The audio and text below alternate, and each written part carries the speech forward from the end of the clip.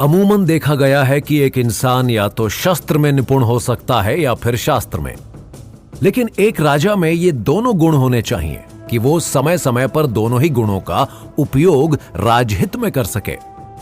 संभाजी राजे भोसले में ये दोनों ही गुण विद्यमान थे। जितनी ऊर्जा और फुर्ती के साथ वो शस्त्र चलाते थे, उतने ही शास्त्रों में उन्हें रुचि थी। इसका परिणाम ये हुआ कि मात्र 13 वर्ष की आयु में संभाजी ने बुद्धभूषण, नखशिखा जैसे शास्त्र लिख दिए थे। शिवाजी महाराज आमेर के राजा महाराज जय सिंह से भेंट करने पहुंचे। महाराज को छत्रपति का नमस्कार। नमस्कार छत्रपति, आइए विराजिए। मेरे पुत्र और आपके शिष्य संभाजी का क्या समाचार है? वो राजनीति सीख तो रहे हैं आपसे? मैंने आज से पहले कई युवराज, राजकुमार देखे हैं, लेकिन संभाजी जैसा कोई नहीं है। ऐसा क्या देख लिया आपने संभाजी राजे में? मेरे विचार में एक इंसान या तो शस्त्र में निपुण हो सकता है या फिर शास्त्र में। जी जय सिंह जी, मैं पूरी तरह सहमत हूं। परंतु युवराज, उनसे घुड़सवारी में मेरे दरबार में कोई पार नहीं पा सका। तलवारबाजी में, धनुष चलाने में तो मानिए स्वयं भगवान शंकर युद्ध कर रहे हैं, और कुश्ती में हमारे सभी पहलवानों को छका रखा है। हां, युद्ध करना तो बचपन से राजे का खेल रहा है। हट करके तलवार और धनुष खेलने के लिए बनवाए थे। युद्ध रचना में तो मानिए गुरु द्रोणाचार्य ने शिक्षा दी हो। कभी कोई शत्रु युवराज को युद्ध भूमि में नहीं हरा सकता। यह तो महाराज आपकी नीति का असर है। मैं ये दावे के साथ कह सकता हूं कि संभाजी के हाथ में मराठों का भविष्य स्वर्णिम होने वाला है। इस बात का आभास तो मुझे बचपन में ही राजे के माथे पर चमक देखकर हो गया था। शस्त्र के साथ में युवराज का मस्तिष्क और हाथ शास्त्रों में भी उतना ही प्रबल है। शास्त्र पढ़ने में तो रुचि है राजे की। बचपन में दादी मां के साथ अध्ययन करते थे। अध्ययन तो सामान्य बात है छत्रपति, लेकिन 13 वर्ष की आयु में संभाजी ने शास्त्र लिखे हैं। राजे में बहुत प्रतिभा है। चलिए छत्रपति, आपको युवराज से मिलाने का समय हो गया। अब आप उन्हें रायगढ़ ले जा सकते हैं। शिवाजी संभाजी से मिले और उन्हें अपने साथ ले जाने के लिए तैयार किया। महाराज जय सिंह जी, अब आप हमें जाने की आज्ञा दीजिए। शिवाजी और संभाजी दोनों रायगढ़ लौट आए। शिवाजी के दरबार में सेनापति समाचार लेकर आए हैं। छत्रपति, हमें सूचना मिली है कि मुगलों की सेना हमारी तरफ बढ़ रही है। हम उन्हें रामनगर में रोककर युद्ध कर सकते हैं, नहीं तो वो दक्कन की सीमा के अंदर घुसते चले जाएंगे। फिर उन्हें रोकना मुश्किल हो जाएगा। सेनापति, आप मराठा सेना को युद्ध के लिए तैयार कीजिए। हम स्वयं जाएंगे युद्ध करने। युद्ध की खबर संभाजी को पता चल गई। पिताजी, इस बार मैं मुगलों से युद्ध करने के लिए जाना चाहता हूं। नहीं राजे, अभी मैं जीवित हूं। तुम्हें कोई आवश्यकता नहीं है युद्ध करने की। पिताजी, अब मैं बालक नहीं हूं, 16 साल का युवक हूं और मैं तो युद्ध में पारंगत भी हो गया हूं। इसी बहाने अपनी क्षमता को भी मैं जांच लूंगा। ऐसी बात है तो जाओ, जमकर युद्ध करो और मराठों को विजय दिलाओ। महादेव का आशीर्वाद सदैव तुम्हारे साथ है। जी पिताजी, आप भी आशीर्वाद दीजिए कि आपका पुत्र मुगलों के सामने मराठों का सर झुकने ना दे। जाओ जाओ राजे, जीत तुम्हारी होगी। संभाजी राजे अपनी सेना के साथ रामगढ़ के लिए कूच कर गए। सेना एक स्वर में जयकार करने लगी, हर हर महादेव, हर हर महादेव, हर हर महादेव। राजे, हमें खबर लगी है कि मुगल 20,000 सैनिकों के साथ आए हैं और हमारे साथ मात्र 2,000 की सेना है। आप निश्चिंत रहिए, जीत हमारी ही होगी। 400-400 सैनिकों की 3 टुकड़ियां बना दीजिए। दक्षिण, पूर्व और पश्चिम दिशा से भेज दीजिए। बचे हुए 800 सैनिकों के साथ हम उत्तर की ओर से सामने से जाएंगे। युद्ध भूमि में पहुंचकर तो मराठों ने इस बार दूध पीता बच्चा भेजा है मुट्ठी भर सैनिकों को लेकर मुगलों से युद्ध करने के लिए।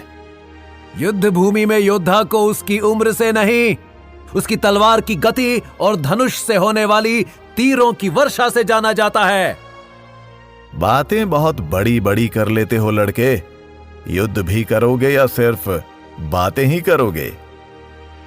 संभाजी नारा लगाते हैं, हर हर महादेव। आक्रमण! मुगल सेना के ऊपर चारों ओर से तीर बरसने लगते हैं। मुगलों को समझ ही नहीं आता कि तीर किस तरफ से आ रहे हैं और उनके पांव उखड़ जाते हैं। सब एक एक करके भागने लगते हैं। रुको, सब कहां भाग रहे हो? लेकिन कोई सैनिक सुनता नहीं। आधे उसी युद्ध में मारे जाते हैं और बचे हुए भाग जाते हैं। सेनापति भी पीछे से भाग जाता है। अरे भागते कहां हो सेनापति? इस बच्चे से लाड़ तो लड़ा लो। संभाजी लौटकर रायगढ़ पहुंच गए। छत्रपति, संभाजी का प्रणाम स्वीकार करें और आपको एक और जीत की बधाई। आइए राजे, आइए।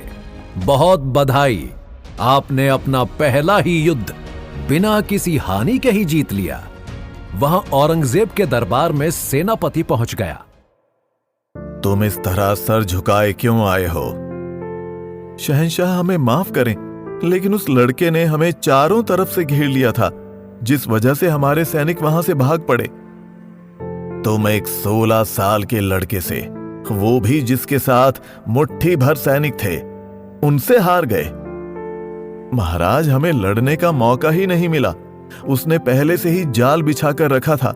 हमें खबर ही नहीं थी कि वो चारों तरफ से आएंगे।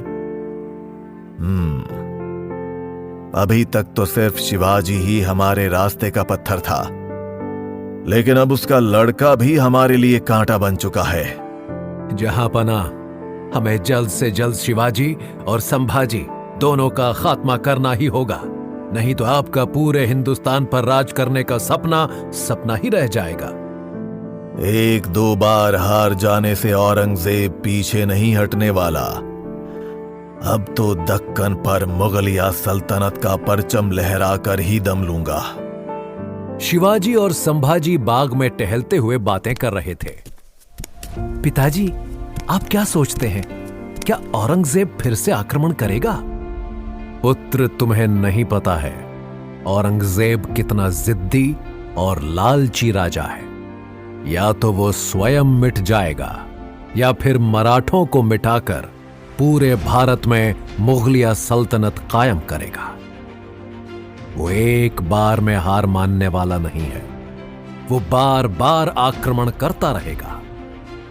तो औरंगजेब को भी पता चल गया है कि उसका पाला मराठों से पड़ा है। मराठा या तो मरेगा या मारेगा, लेकिन हार नहीं मानेगा। हमें पता है पुत्र, परंतु हमारे पास संसाधनों की कमी है और औरंगजेब, उसके खजाने में धन की कोई कमी नहीं। युद्ध में सबसे जरूरी होते हैं संसाधन, अन्यथा आपकी सेना क्षीण होने लगती है। तो यदि हमें अपनी सेना को और दृढ़ बनाना है तो संसाधन जुटाने होंगे। पिताजी, हम लोग औरंगजेब के किलों को लूट भी तो सकते हैं, जिससे वो कमजोर पड़ जाएगा और उसके धन से हम अपनी सेना को मजबूत कर पाएंगे। अवश्य कर सकते हैं राजे, परंतु मुगलों के किलों में घुसकर लूट करना कोई आसान काम नहीं। उसके लिए नीति बनानी पड़ेगी। तो पिताजी, देर किस बात की? हम लोग पूरी राजनीति के साथ हमला करेंगे और चौकन्ना होकर करेंगे। पुत्र, हमें नहीं पता कि औरंगजेब ने किस किले में अपना ज्यादातर धन छिपा रखा है और वहां पर घुसना कैसे है। सबसे बड़ी बात, घुसने के बाद वहां से निकलना कैसे है। तो फिर आप ही बताइए पिताजी, हमें क्या करना चाहिए? मैंने सोच रखा है कि आगे हमें क्या करना है और कैसे करना है। तो बताइए ना पिताजी, मैं तैयारी शुरू करता हूं। थोड़ा धैर्य रखो पुत्र, हमें इसके लिए षड्यंत्र रचना होगा और पूरी तैयारी करनी पड़ेगी। अवश्य पिताजी, आप जब कहेंगे मैं तैयार हूं, बस आपकी आज्ञा की प्रतीक्षा रहेगी। समय आने पर तुम्हें सब कुछ पता चल जाएगा पुत्र, बस समय की प्रतीक्षा करो। तो क्या राजनीति बनाएंगे शिवाजी और संभाजी जिससे औरंगजेब के खजाने को लूटा जा सके? जानने के लिए जुड़े रहिए हमारे साथ अगले एपिसोड में।